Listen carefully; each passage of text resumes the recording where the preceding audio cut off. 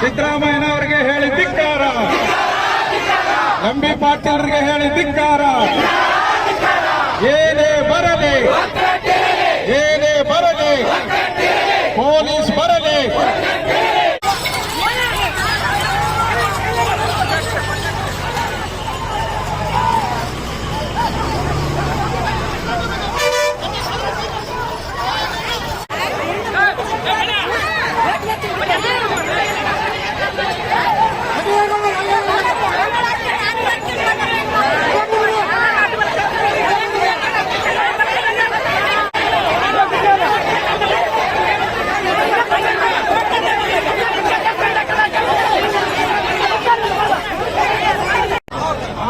ಮೆಕ್ಟಲ್ company ಅಂತ ಹೇಳಿ ಕೊಟ್ಟಿದ್ದೀವಿ.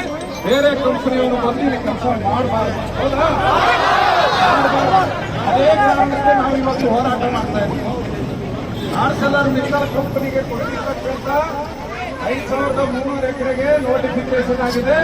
ನೋಟಿಫಿಕೇಶನ್ ಆದಂತ ಪತ್ರಗಳು ನಾವು ಕೊಡ್ತೀವಿ ನಿಮ್ಗೆ ಪೊಲೀಸ್ ಸ್ಟೇಷನ್ಗೆ. ADB ಅವ್ರನ್ನ ಕರೆಸಿ ನೀವು ಹೋಗ್ಬೇಡಿ, ಇತ್ಯರ್ಥ ಆಗುವಲ್ಲಿ ಅಂತ ಹೇಳಿ. ಆದರೆ ಇವತ್ತು ನಮ್ಮ